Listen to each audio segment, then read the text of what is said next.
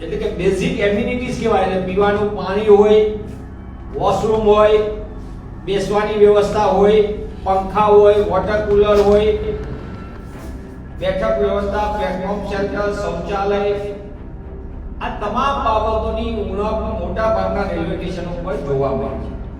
જેમાંથી અમદાવાદની વાર્ષિક આવક લગભગ 935 કરોડ જેટલી છે, જ્યારે સુરતની વાર્ષિક આવક 740 થી 750 કરોડ જેટલી માતબર આવક છે.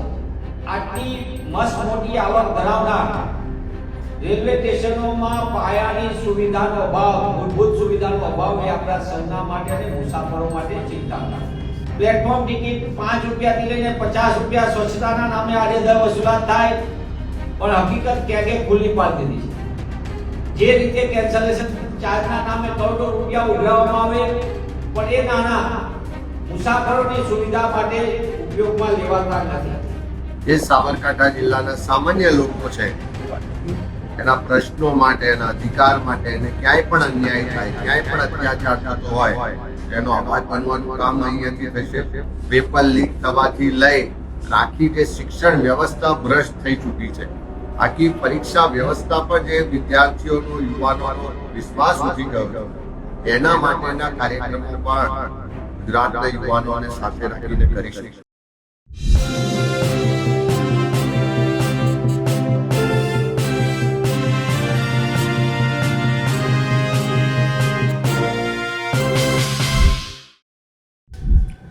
લાઇફલાઇન અને ભારત દેશનું ગૌરવ એવું ભારતીય રેલવેમાં કેગના રિપોર્ટની અંદર જે મૂળભૂત સુવિધા અંગે અહેવાલ આવ્યો છે, આપણા સૌના માટે ચોંકાવનારો છે અને દેશ માટે પણ ચિંતાજનક છે.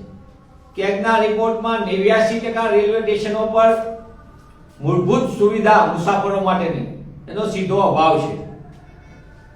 જે મિનિમમ એટલે કે બેઝિક એમ્યુનિટીઝ કહેવાય. એટલે પીવાનું પાણી હોય, વોશરૂમ હોય, બેસવાની વ્યવસ્થા હોય, પંખા હોય, વોટર કુલર હોય, બેઠક વ્યવસ્થા, પ્લેટફોર્મ શેલ્ટર, શૌચાલય, આ તમામ બાબતોની ઉણપ મોટા ભાગના રેલવે સ્ટેશનો પર જોવા મળી છે.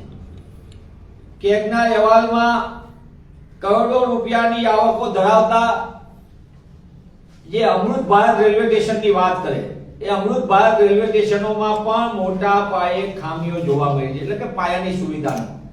ગુજરાતની વાત કરીએ, વેસ્ટર્ન એટલે કે પશ્ચિમ રેલવેના અમદાવાદ, સુરત, રાજકોટ ને વડોદરાના 4 રેલવે સ્ટેશનો, જેમાંથી અમદાવાદની વાર્ષિક આવક લગભગ 935 કરોડ જેટલી છે, જ્યારે સુરતની વાર્ષિક આવક 740 થી 750 કરોડ જેટલી માતબર આવક છે.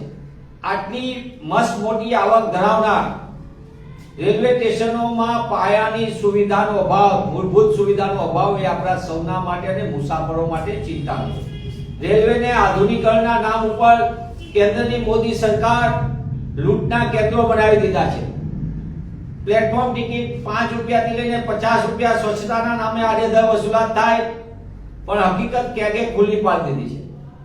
જે રીતે કેન્સલેશન ચાર્જના નામે કરોડો રૂપિયા ઉઘરાવવામાં આવે, પણ એ નાણાં મુસાફરોની સુવિધા માટે ઉપયોગમાં લેવાતા નથી. જે રીતે રેલવેની અંદર ભાડા વધારવામાં આવ્યા, પ્રીમિયમ ટ્રેનના નામે મોટા પાયે, ફાસ્ટ ટ્રેનના નામે મોટા ભાડા વસૂલાત થાય, અને બીજી બાજુ દેશનો ગરીબ સામાન્ય મુસાફર રેલવેની સુવિધાથી વંચિત તે રીતે જે બેઝિક સુવિધાવાળી ટ્રેનો જે કેન્દ્રમાં 2014 પહેલા કાર્યરત હતી, આજે બંધ, મોટા ભાગની બંધ કરી દેવામાં આવી છે.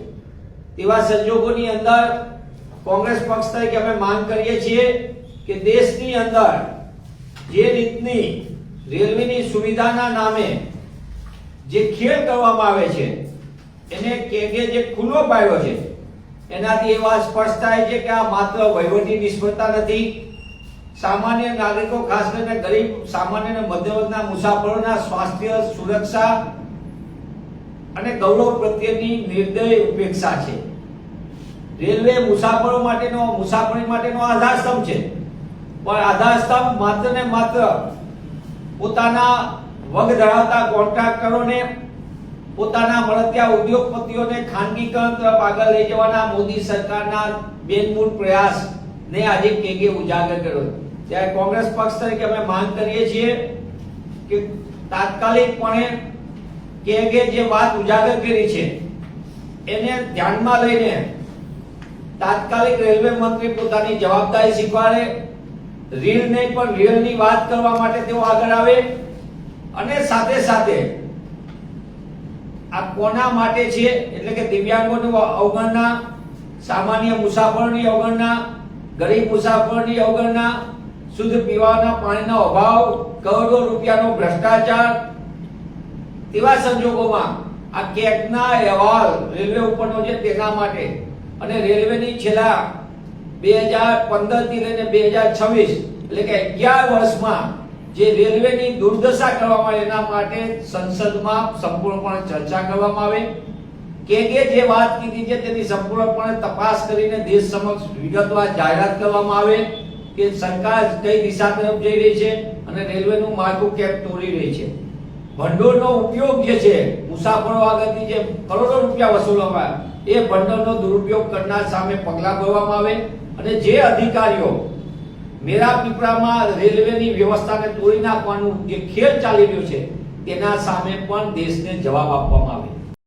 જિલ્લા કોંગ્રેસ સમિતિના નવીન કાર્યાલયના લોકાર્પણ પ્રસંગે અમારા વિપક્ષના નેતા આદરણીય તુષારભાઈ ચૌધરી, અમારા જિલ્લા પ્રમુખ શ્રી, અમારા તમામ જિલ્લાના વરિષ્ઠ આગેવાનો અને સૌ સાથીઓ સાથે મળીને સંકલ્પ કરીએ છીએ કે આ કાર્યાલયના માધ્યમથી જે સાબરકાંઠા જિલ્લાના સામાન્ય લોકો છે એના પ્રશ્નો માટે, એના અધિકાર માટે, એને ક્યાંય પણ અન્યાય થાય, ક્યાંય પણ અત્યાચાર થતો હોય એનો અવાજ બનવાનું કામ અહીંયાથી થશે.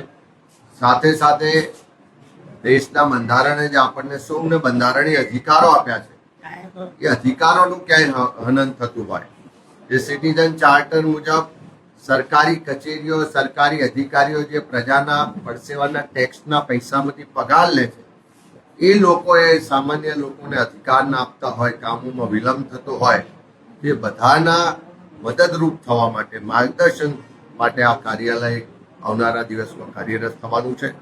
સાથે સાથે ગુજરાતમાં ચારે તરફ ભારતીય જનતા પાર્ટીની આ ડબલ એન્જિન સરકારમાં આજે ખેડૂતો હેરાન પરેશાન છે. શિક્ષણ મોંઘું થયા પછી નોકરીઓ માટે યુવાનો દર ભટકે છે. પેપર લીક થવાથી લઈ આખી જે શિક્ષણ વ્યવસ્થા ભ્રષ્ટ થઈ ચૂકી છે. આખી પરીક્ષા વ્યવસ્થા પર જે વિદ્યાર્થીઓનો, યુવાનોનો વિશ્વાસ ઉઠી ગયો છે એના માટેના કાર્યક્રમો પણ ગુજરાતના યુવાનોને સાથે રાખીને કરીશું. ગુજરાતમાં મોંઘવારીથી પ્રજા ત્રસ્ત છે, ભ્રષ્ટાચારથી ત્રસ્ત છે, ચારે તરફ કાયદો વ્યવસ્થાની પરિસ્થિતિ કથળી ગઈ છે, દારૂ ડ્રગ્સને કારણે યુવા પેઢી બરબાદ થઈ રહી છે. આ તમામ પ્રજાના જે પ્રશ્નો છે, તકલીફો છે, પીડા છે, જે દર્દ ને આક્રોશ છે એના માટે અવાજ બનવાનું કામ, એને વાચા આપવાનું કામ અને એના માટે લડાઈ લડવાનું કામ કોંગ્રેસ પાર્ટીના કાર્યકરો આવનારા દિવસો કરશે. સૌ સાથે મળીને આજે સંકલ્પ કરીશું.